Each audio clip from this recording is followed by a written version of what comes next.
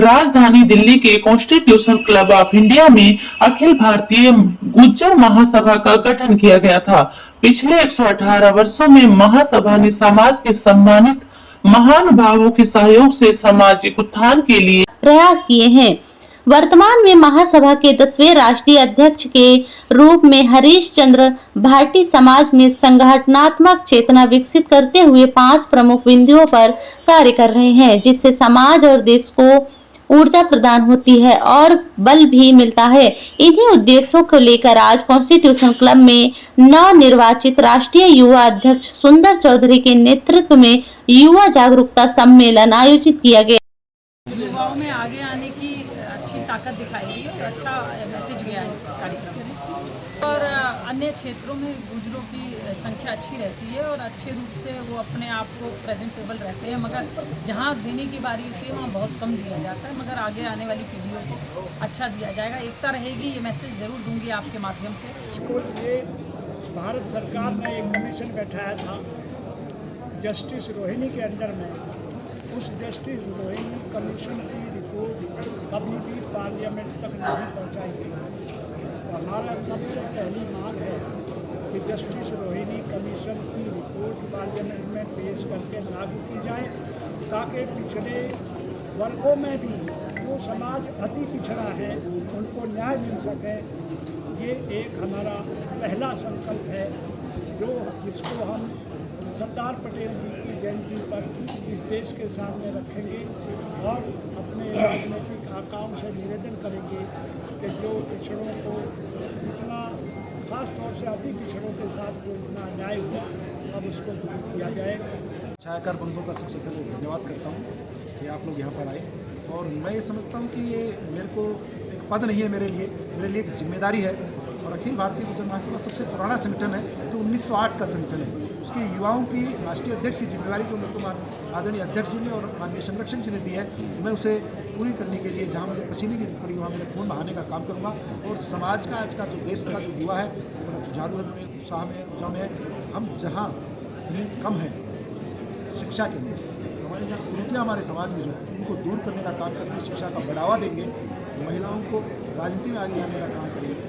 और राजनीति में जैसा कि माननीय अध्यक्ष जी ने बताया कि हम शासन करो, हम उसके अंदर भी अपनी भागीदारी सुनिश्चित करेंगे, क्योंकि जब तक मैं ये मानता हूँ जब तक आपके पास ताकत नहीं आएगी आपकी, तब तक सही मायने में समाज का विकास नहीं होगा। ठीक। अभी तक कितने युवा मेरे साथ पूरे देश के अंदर 1000 ऐसे युवा हैं जो लगातार मेरे साथ पहुँचते रहते हैं। और हमारी इसमें राष्ट्रीय टीम है जिसमें हम अधिक जिम्मेवारियाँ नहीं ले सकते, क्योंकि हम संगठन के अनुसार जो हमारा संविधान है उसके अनुसार हम पूरी राष्ट्रीय कार्यकारिणी बनाएंगे। उसके बाद मैंने एक यात्रा सोची है, उस यात्रा में आपको देखने को मिलेगा कि कितने युवा देश के, मैं कहता हूँ आज इस मंच के माध्यम से देश के लाखों युवा समाज के गुज्जर समाज के लाखों युवा उस यात्रा में सहभागिता दर्ज करेंगे। फिर उसकी मैं माननीय अध्यक्ष संरक्षण की चर्चा करके उसकी हम नीति बनाएंगे। हम 4 गुजरात राजस्थान से वो यात्रा जम्मू तक वो यात्रा ले जाएंगे, जो सिर्फ युवा मोर्चा के नेतृत्व में और माननीय राष्ट्रीय नेतृत्व के अनुसार हम ठीक। वर्तमान समय में के अंदर देखिए हमारा समाज बदलाव की तरफ है।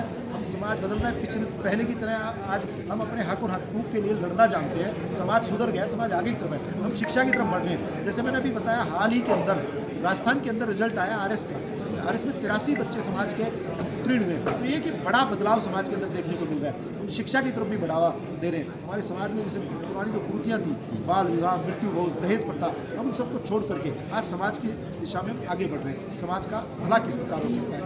ठीक है। चौधरी जी ने जो राष्ट्रीय अध्यक्ष बनाया है, क्या सोच समझ के बनाया और क्या प्रेरणा लेके बनाया और क्या कारण है?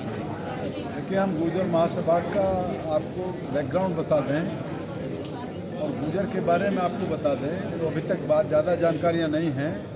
गुर्जर समाज जो आज जाति के रूप में है, ये एक संप्रदाय है। इसमें हिंदू, मुस्लिम, सिख, ईसाई, ये सारे जितने मज़हब हैं सब इसमें समायोजित हैं। और ये एक कल्चर है, एक संस्कृति है भारत की। गुर्जर समाज जो छोटे रूप में जाति के सामने रूप में है, उसका एक वैभव है सारी दुनिया में।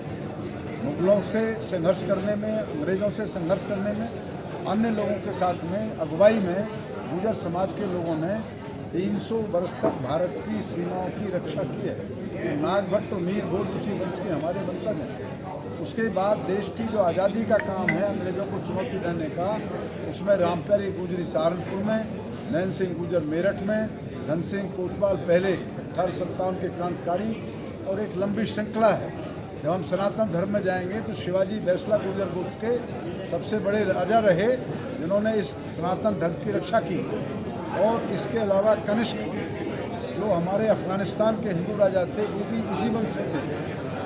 ये एक आज़ादी के लिए गुर्जर समाज का कंट्रीब्यूशन है देश के लिए, लेकिन अंग्रेज़ों से लड़ते लड़ते गुर्जरों को शिक्षा से और सर्विस से बाहर कर दिया, उनकी ज़मीन जायदादें जब्त कर लीं, जंगलों में जाके रहना पड़ा। आज धीरे धीरे बच्चे नए वापस आ रहे हैं शिक्षा जगत के बीच में। महासभा देश के वातावरण में, राजनीति में हिस्सेदारी सुनिश्चित करने के लिए अगले 3 महीने से 1 साल तक अभियान चलाएगी। हमारा स्पष्ट मत है कि जब हमारी कुर्बानियां हैं देश के लिए, तो राजनीतिक लोग जो उपेक्षा समाज की कर रहे हैं, हम उनको विवश और मजबूर करेंगे।